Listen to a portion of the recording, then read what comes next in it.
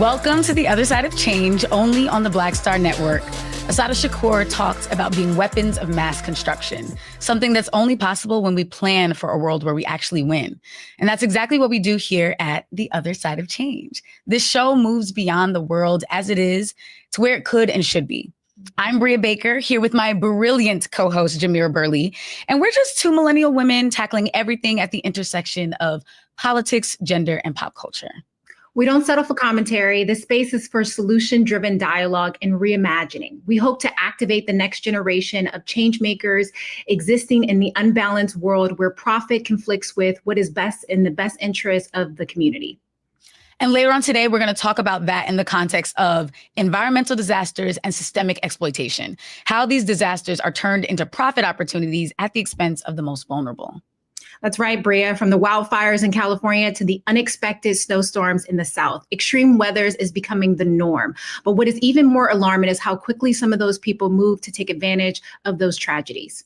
Yeah, 1,000,000%. That's the American way, right? Like taking advantage of how much will like get out of people constantly. It's really obnoxious. Yeah, very much so. Well, let's start with the news because there's been a lot of obnoxious news. What's the craziest headline you've seen this week? I mean, the craziest headline is we've all probably seen information go around regarding the ICE raids. And for those who don't know what ICE means, it's the Immigration and Custom Enforcement. They are, the police of the government to round up folks who are here undocumented.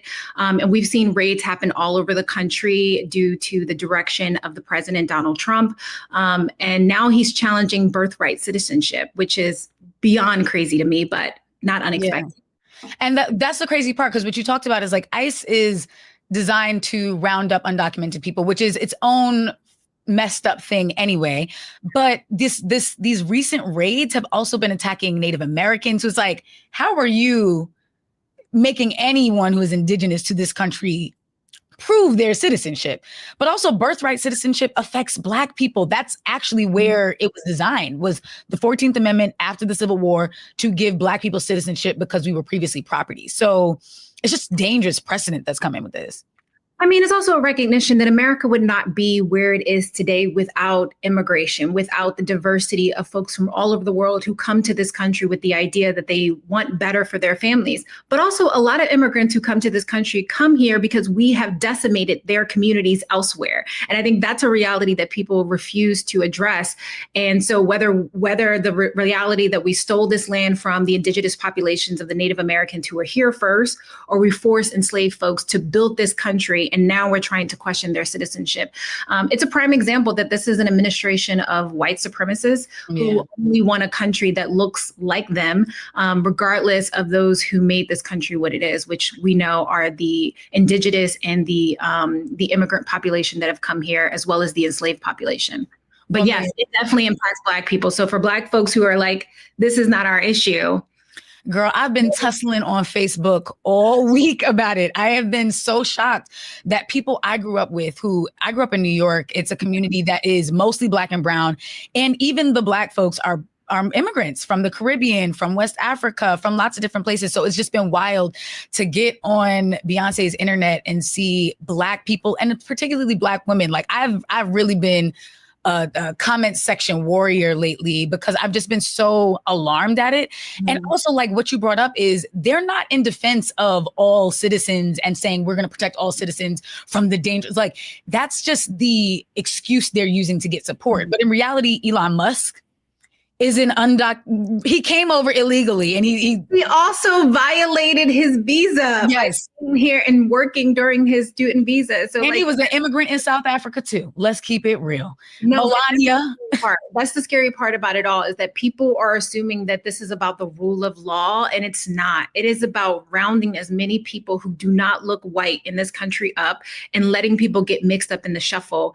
And I mean, there was just a Jamaican American who was just arrested. There was a Native American. I mean, there was an indigenous member of the Navajo Nation who was arrested by ICE. There are people who just speak a different language, Spanish, or who are being targeted by ICE. This is not about the rule of law. This is about being very much a racist policy that is trying to round up people of color.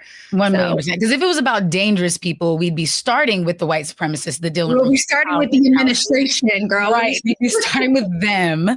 So it's just alarming. Like, oh, great. You're trying to keep us safe and you're going to elementary schools to do it, like in Chicago and Georgia. And my father-in-law is a principal. So it's just definitely alarming. And people are really learning, like, we have to be very vigilant. And also, if we're saying that these folks are coming over here to freeload, then the question is, why are ICE going to workplaces, right? Why are they going to schools, right? These are people who are contributing to our economy. They're contributing to the culture of our society. And I think we can't minimize the impact that they've made, but also how good this policy is in the long run. 1,000,000%. And speaking of freeloaders, the actual freeloaders are the damn U.S. military and Pentagon, because the other insane headline from this week is that there was this plane crash with an American Airlines commercial jet and then a Black Hawk, which, how much are Black Hawks? This is a military air, right? Yeah, I saw that a Black Hawk could cost anywhere between $5.9 million to build. That doesn't mean that's the operational cost to actually continue it. Right. So in addition to the loss of life from the commercial jet and those who were on the Black Hawk, we're also talking about just money that has been thrown down the toilet, basically, because of the incompetence of the U.S. government. Right. And Trump has been trying to say that the crash was that DE&I is to blame, which it's like mind blowing that they just pulled out DE&I as a boogeyman. But he fired the head of the TSA. He fired the Aviation Security Advisory Committee, and he froze hiring of air traffic controllers, all within his first 48 hours in office. And now is surprised that people are confused on what's going on over there. Like, why was a military plane or helicopter doing a training near Reagan Airport? Like, that doesn't make sense. And we don't have incidents like this. Like, this is not occurring every other day. I think there has not been a crash of a commercial flight on the U.S. soil since 2009. So this is very unusual. And for this to happen a week and a half into the new administration after, to your point, he made all of these extreme cuts and preventing a very prominent institution from doing its job, especially in our nation capital, I think is extremely dangerous. But it just goes to show you that this is an administration that is chaos and confusion. Very unserious, extremely unserious. They're serious. They're just also racist and stupid. So there's that. Right? That part. Sure. Well, speaking of stupid and racist and all of the things, I mean, we've also seen that really play out with a lot of these weather-related madness that's going on, right?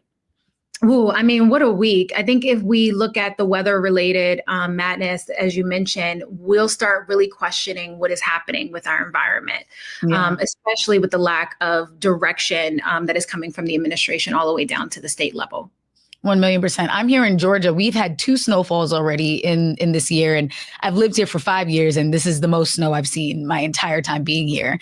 It left thousands without power, cars stranded, highways just completely unusable. And then meanwhile, on the other side of the country, on your coast, we've got California still reeling from those devastating wildfires. And like, it consumed media attention for a bit, and then people sort of forgot those fires were just contained.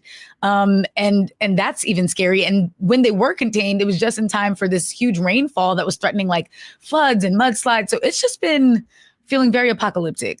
Yeah, and it's the same story every single time. Like, too often we look at these incidents in very isolated moments, right? The wildfires or the snowstorms that are happening in Atlanta. I didn't even know Atlanta could get snow. So seeing some of the images reminded me of like the 90s in Philadelphia when we had these huge snowstorms.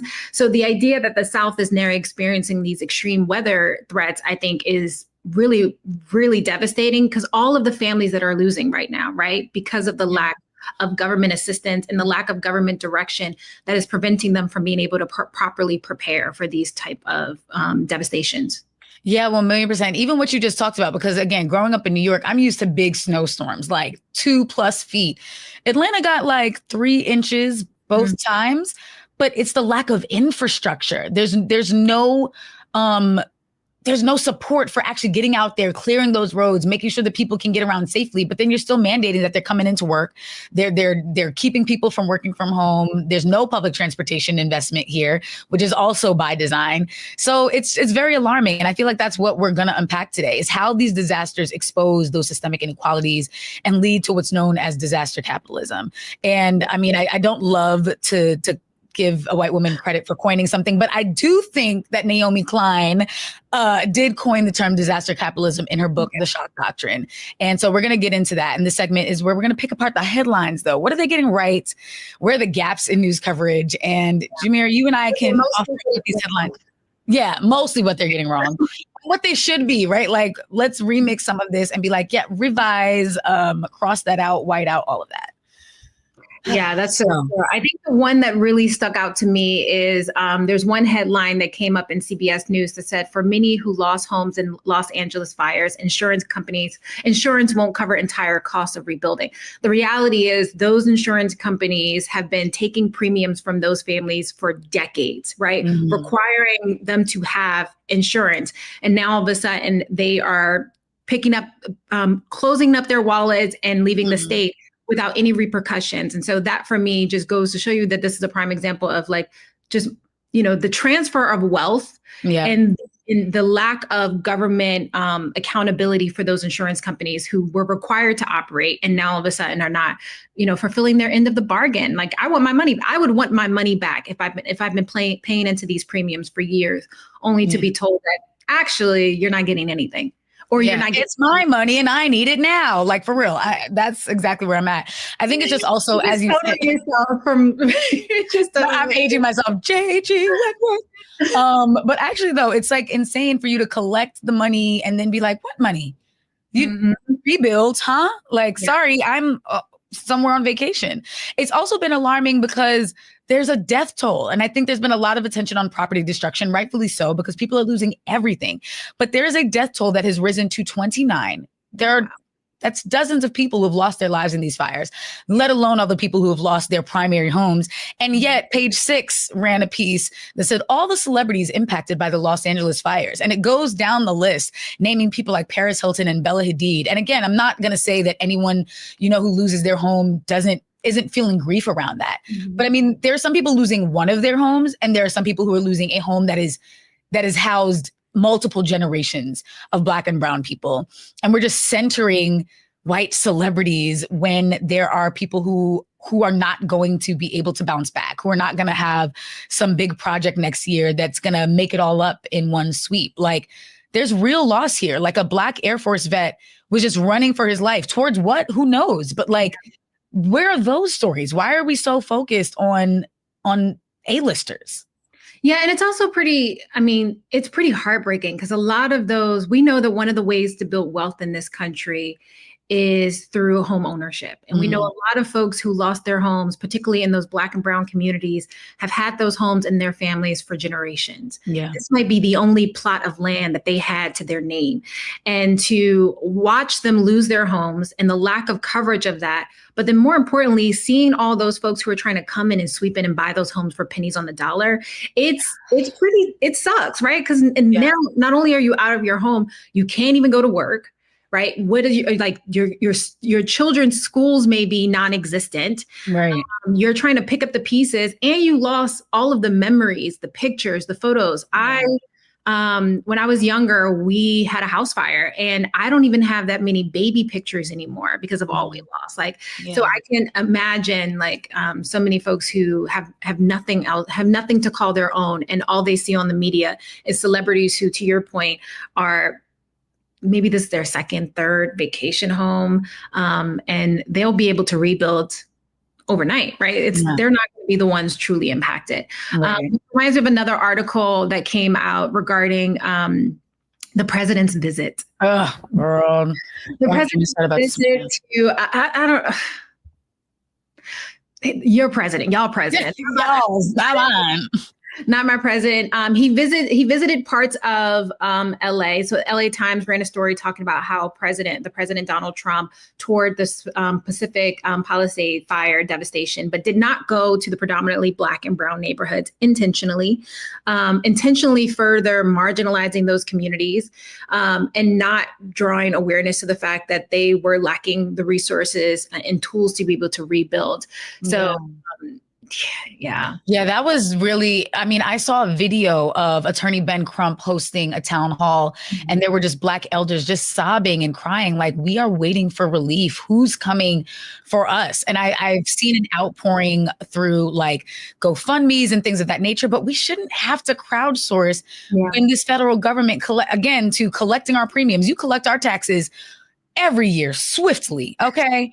And if you don't, we would get arrested. With haste. Yeah. And then when it's time to do something, it's like, sorry, I can't go everywhere. I can only visit the rich people, which is really frustrating. So yeah, that headline definitely needs to be shifted. It's not that Altadena residents feel forgotten. They were forgotten. They were invisibilized. They were ignored. And you brought up all of the systemic racism that a lot of these Black elders had to survive to even get those homes, the redlining they had to survive, the employment discrimination they had to survive, all to buy these homes that are their version of the American dream, and to have it literally burned to ashes before their eyes, and then have to turn around and beg the president to even stop by, even pay attention. To see that they exist. Yeah. It's sick. It's really sad. And then lastly, I know everyone was praying for rain, and we got to get some water in here, which was needed to help contain the fires, because the firefighters were working nonstop, 30% of them being incarcerated firefighters. But then it was wild, because then the rain came and it was like flooding and mudslides. And so it's just very alarming what is happening in California, and that the climate scientists and the climate activists have been sounding the alarm that this is a state that is really in need of deep rehabilitation. Like it's dry, but also cannot handle water. And it's scary. This is scary times. It is scary, and we're gonna hold on to that thought and take a quick break. So the other side of change will be back after this break, only on the Black Star Network.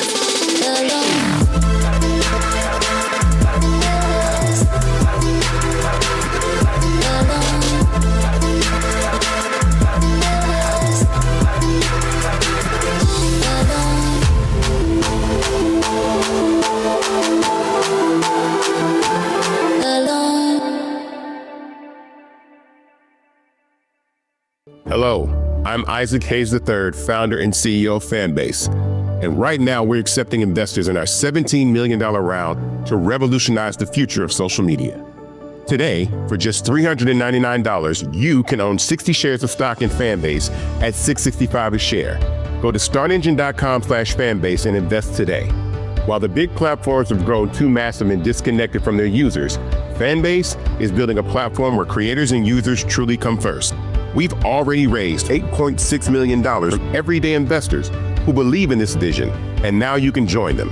This is your chance to invest in a social media tech company with over 1 million users that is disrupting media by allowing anyone to reach all of their following and monetize their content from day one.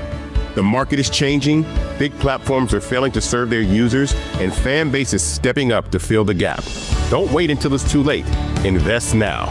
Invest for yourself and your future. Go to startengine.com/fanbase and own the future of social media.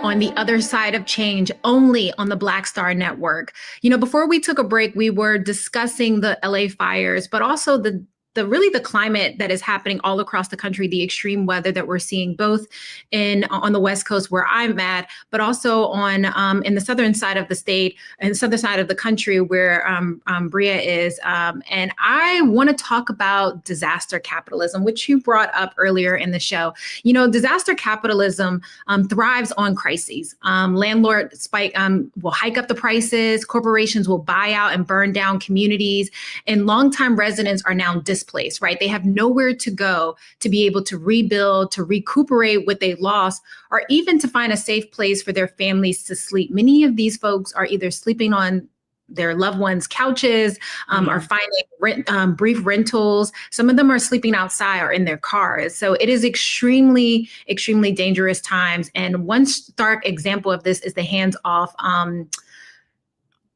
don't know why.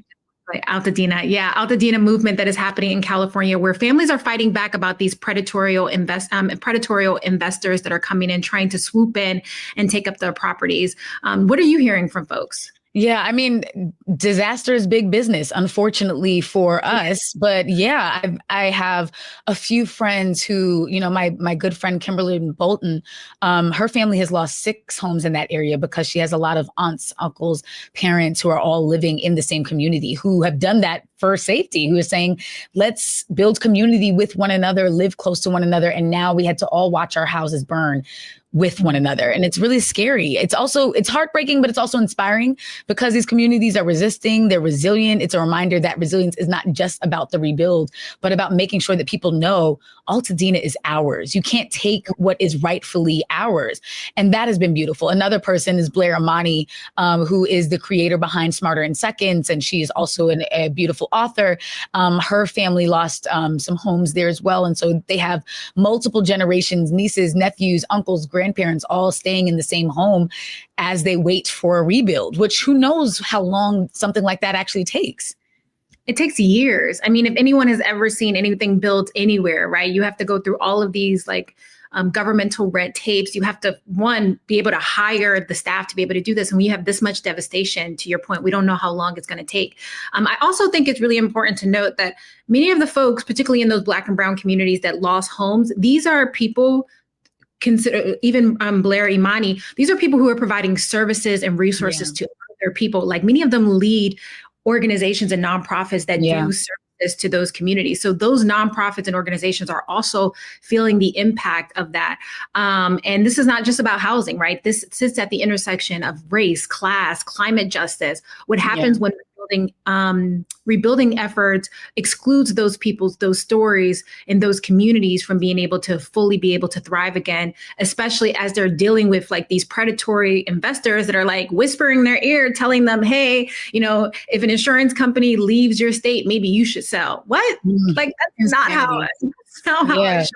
They should have never been allowed to leave in the first place. 1,000,000%. And I think the scariest thing is if that's how bad it is for people who are homeowners who own the land that the house sat on, then imagine for those who are renters who don't own any of their housing, who are at the mercy of the rebuild of the developers and the management buildings who own their spaces, or even for people who depend on these spaces for employment. What happens to farm workers who are picking and growing our food, and we're doing so with masks on because the smoke is still in the air. I mean, they've been giving out these warnings around what the air quality is going to look like for the next several months, because you're not just, we think about it. It's yes, people's houses are burning, which means plastic is burning, steel is burning, brick is burning, wood is burning, trash is burning, chemicals are burning, cars were burning.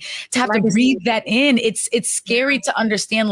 Okay, even after people rebuild their homes and have their schools and community spaces rebuilt, their health is going to be affected for much longer than probably is going to be tracked. And I remember this as a New Yorker after 9/11. People were not breathing right. And there were later suits around the air quality and improper warning for people about how they should be protecting themselves in a state and in a city that just was banning masking.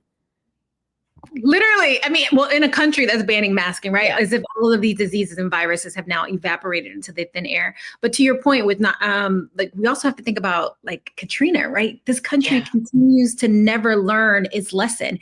It never thinks about infrastructure. And it's so frustrating seeing how much money is just being wasted in our federal government, how much money is being sent outside of the United States to do harm elsewhere. But yet we lack the desire and the political will to be able to strengthen our infrastructure for the very citizens who put money into into the coffers of the American dollar. I mean, into the government bank, right?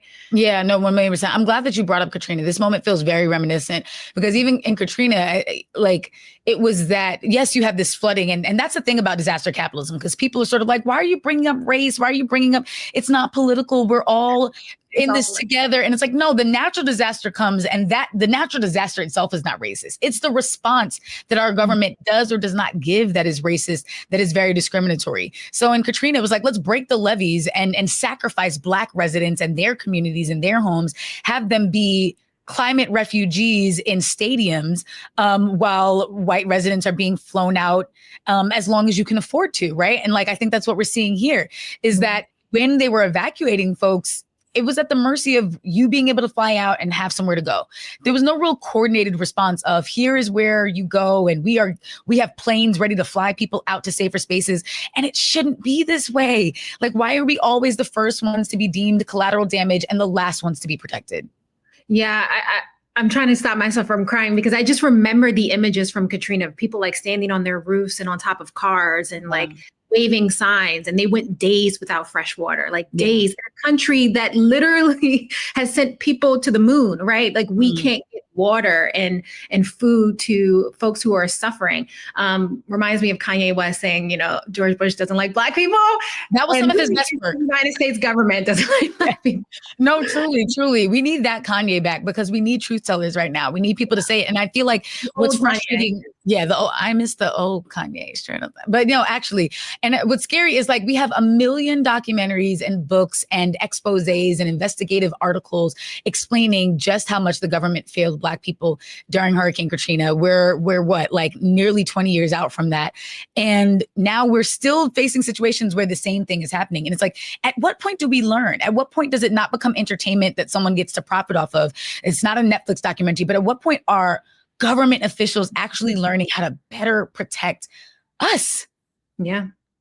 Especially, let's not forget California, it be eating up the paycheck. Okay. They take those taxes out. Like we pay for that infrastructure, and a lot of things can be true at once, right? Like a lot of things can be true at once. But what we do know is that the devastation also always impacts Black people vastly different, or Black and brown communities vastly different than it does our white counterparts. You mentioned books. I just finished right before the LA fires. If anyone has ever heard of Octavia Butler, phenomenal writer. And for years, I was afraid to read Parable of the Sower. I heard so many stories about it. And to be honest, since COVID, I just haven't been able to, what I think is like trauma porn. I'm not saying that about this book, but a lot of like books where it just, the reality is just too hard. I can't consume it. But I read it right before the fires, and I can't tell you how eerie it is to read that book, especially because, Octavia says she's not predicting the future. She is looking at the patterns of the past and making conclusions about what we know to be true. Yeah. Just talked about Katrina, patterns of the past and the lack of government infrastructure or the lack of political will to give a damn about these communities. Right. The stage for it to happen again. Yeah, that's the part. I really appreciate her saying that. Like, I'm not actually predicting the future. I'm just putting our current problems 30 years into the future and saying, what happens if we let them persist? And so the challenge is like, if y'all were reading the book back then, we could have avoided some of this stuff. Like, I read the book, I read the book last year because the book begins in July 2024. And I was like, you know what? Let me read it on timeline. And it was so eerie and strange to be like, why is so much of this so spot on? Down to there being a president running for office talking about making America great again.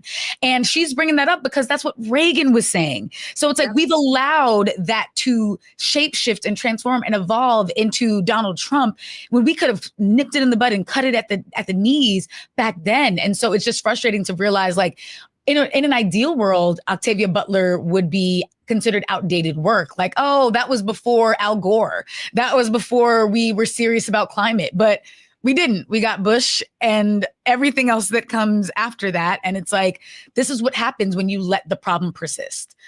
So it's America is a masochist, as far as I'm concerned. We like the pain to the extent that we want to experience it over and over and over and over again, and then look up and be like, well, how did this happen? Yeah, it happened because we let it happen. But hopefully this time is different. I mean, we're seeing communities pull themselves together much faster than our government is acting, and I think that is giving me hope, especially at a time where it feels like so much of our country is divided across political lines because of just the hate that is running rampant. Right? Yeah. Like if we're honest with ourselves, at the core of the decisions and the political decisions that people are making is rooted in hate. It's rooted in discrimination. It's rooted in racism, and it's playing out across a multitude of ways, including how our government responds to the climate, climate impact. But one thing about climate is that it's eventually going to impact all of us, right? It's no color. It sees no social economic class. You might be able to respond differently after it happens, but when that storm hits, when the fire starts, we're all at the mercy of its natural direction. So all of us. And so hopefully we learn the lesson that Octavia was trying to teach us, which is that community is the only antidote. We have to keep one another safe. We have to stop thinking about individualism and actually move to a place where we recognize how interdependent we are. So I'm excited to dig into that. And we have a good guest later who we're going to talk to that about. But before we bring him on, let's go to a break again.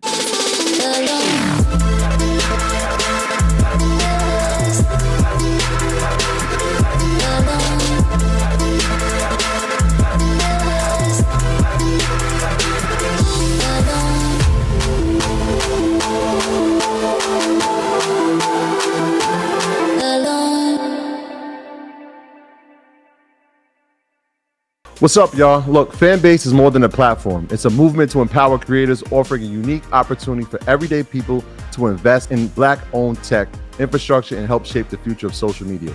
Investing in technology is essential for creating long-term wealth and influence in the digital age. The Black community must not only consume tech, we must own it. Discover how equity crowdfunding can serve as a powerful tool for funding Black businesses, allowing entrepreneurs to raise capital directly through their community through the Jobs Act.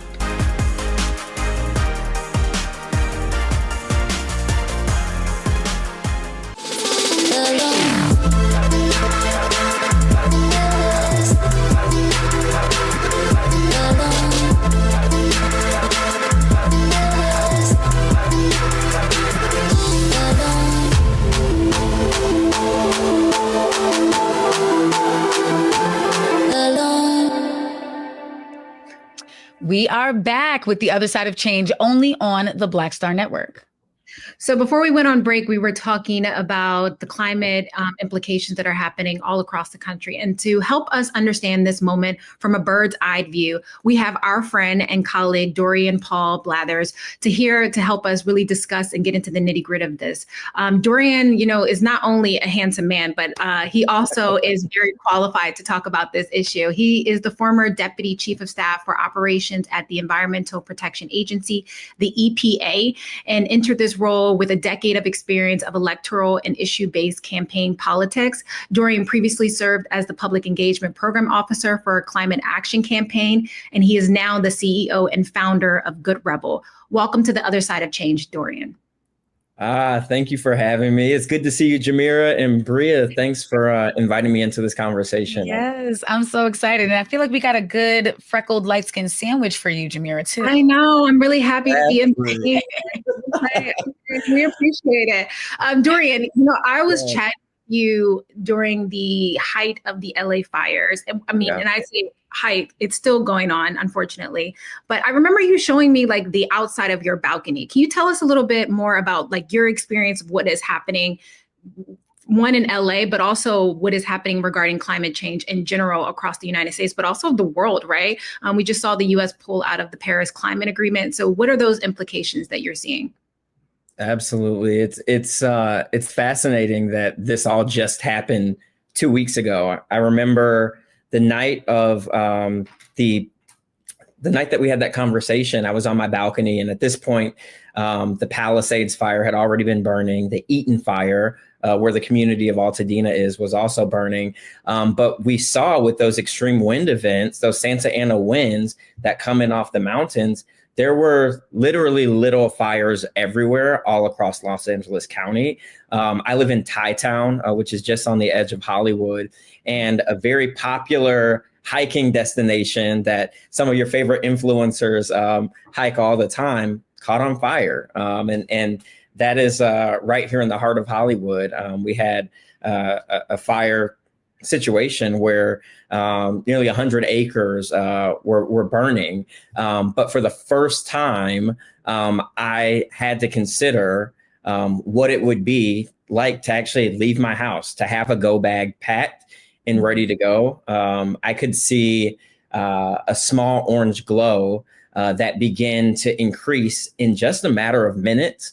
And funny enough, I was actually hosting friends from other parts of the county that were escaping fire to only have to, evacuate here from Hollywood, and find another place to go for the night. But what I realize is that, like, we are in the climate collapse. So for climate activists and organizers like myself who have been talking about these issues as something that is looming or something that is coming, it is absolutely here, and it's been here, and we're going to see that happen.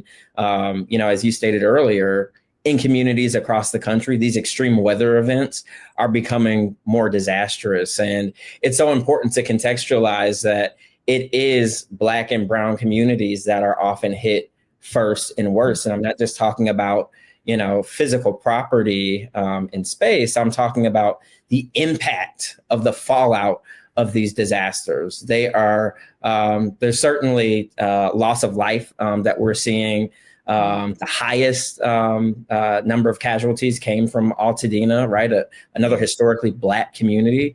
But also when we think about, what happens after the fires, there are so many people, thousands of people who are out of work in both the Palisades community and Altadena, right?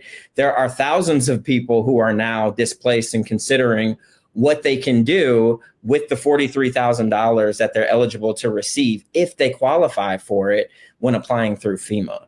That doesn't go very far in California when you've lost your vehicle, you've lost your home, maybe you've lost your job, right? We're still learning about the stories that are happening.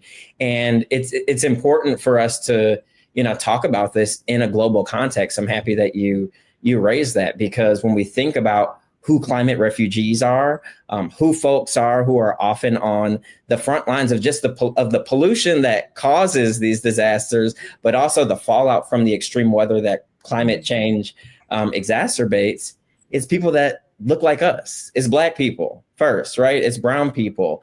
We look at island communities who are experiencing, hurricanes that are larger than they've ever been.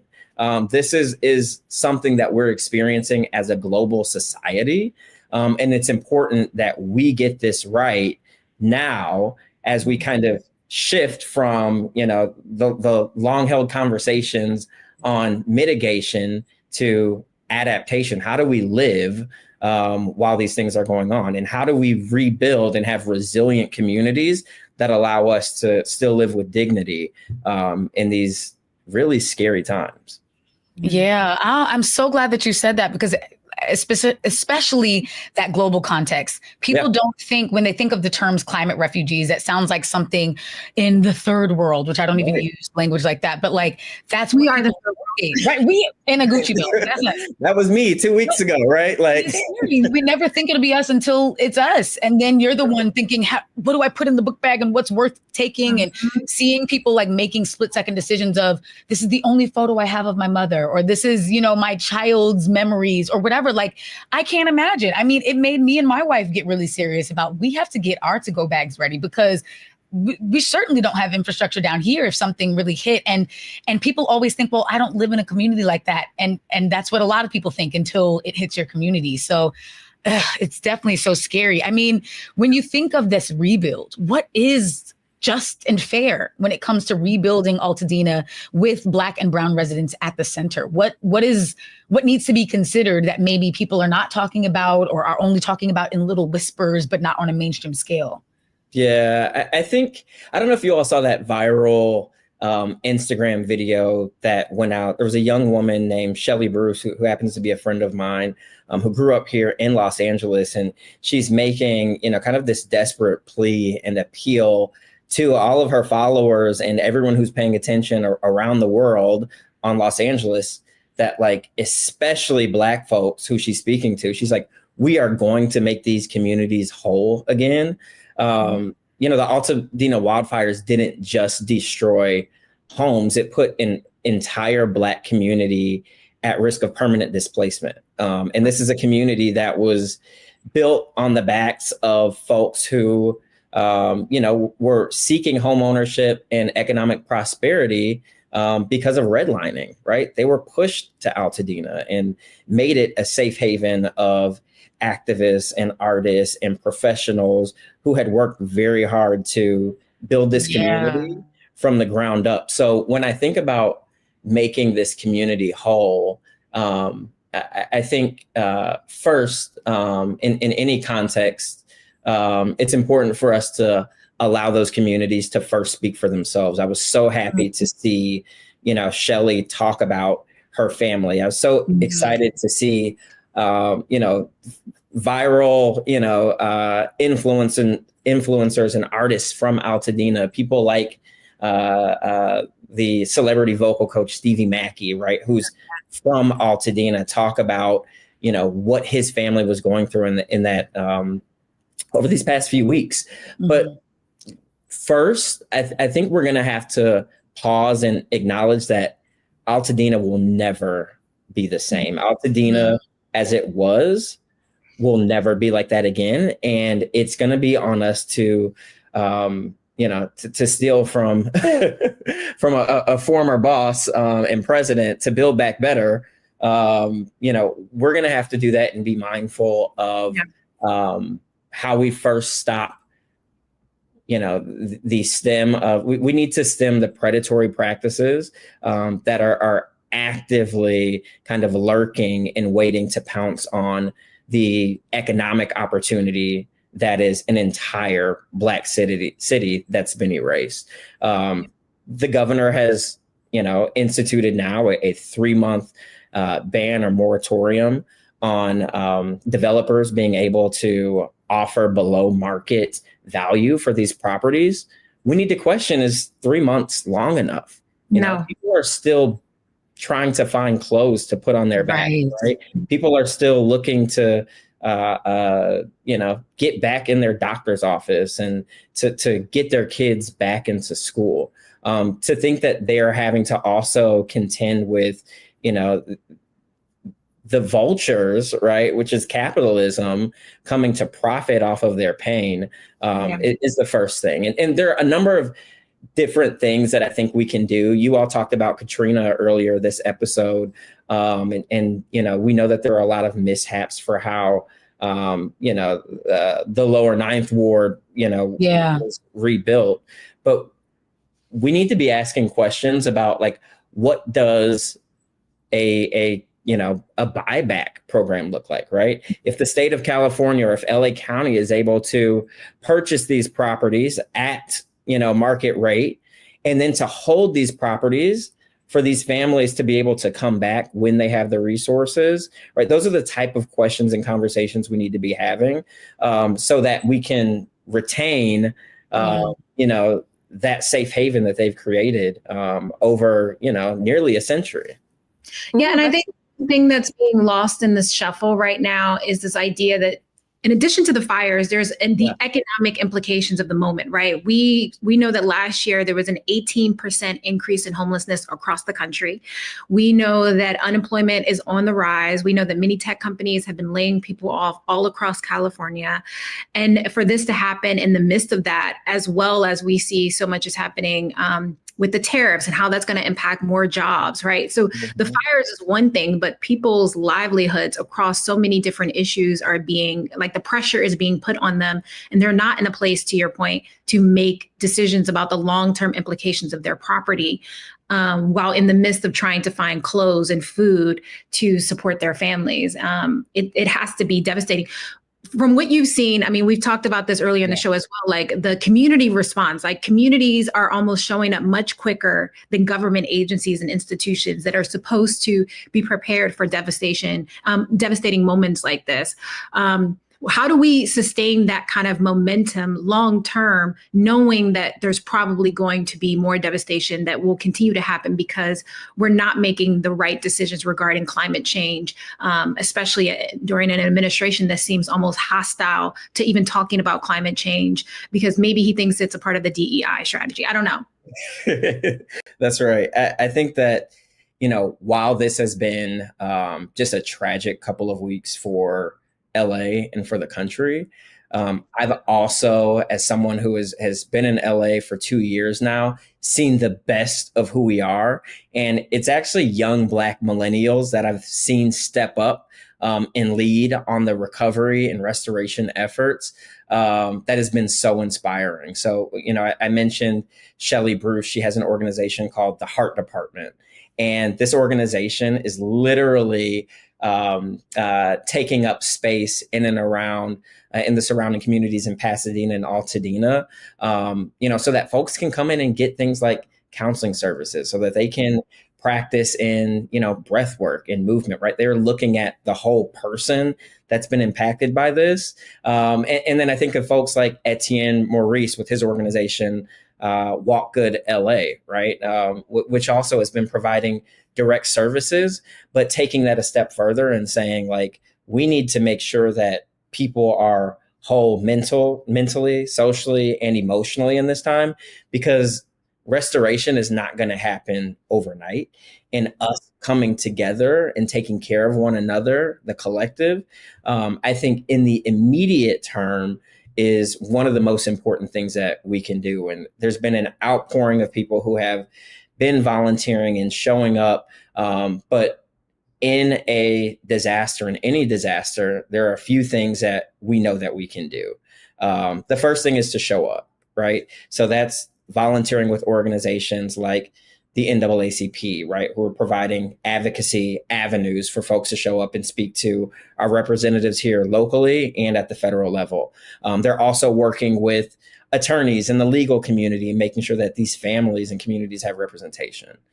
So showing up, right, is one thing that we can do, using our own labor, our bodies to respond to this. The other thing that we can do is fund it. For those of us that do have resources to donate or to contribute to these organizations, be it dollars or other in-kind resources and services that we can offer, Black and brown organizations that have historically been underfunded are going to be under even greater strain during this disaster.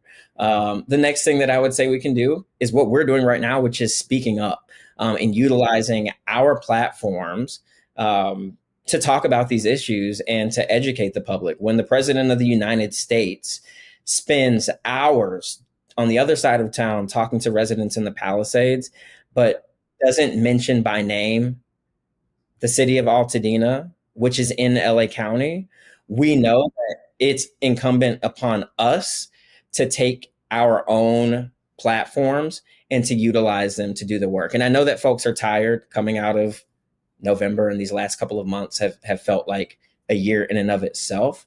But for everyone waiting for the cavalry to come in, for the Democrats to come in, for Kamala Harris or Barack Obama or whoever to come in and save the day, my message to folks is that we are the cavalry, and it starts with us. The other piece that I think is important for us to do, so it's showing up, right? It's funding it, it's speaking out, and it's also fighting back. There's a lot of misinformation and disinformation percolating online, in mainstream media, coming out of the White House. We've got to call that out. And we also have to roll up our sleeves and decide what part of this elephant we're going to focus on and just be diligent about accountability, about calling out bad actors, and about asking for more, right? So whether that's the governor and extending this moratorium on, the offers that can be delivered to these communities for buying their homes, whether it is Congress, who hasn't done anything yet. I don't know if folks realize this, but there has been no federal aid bill delivered for the state of California yet.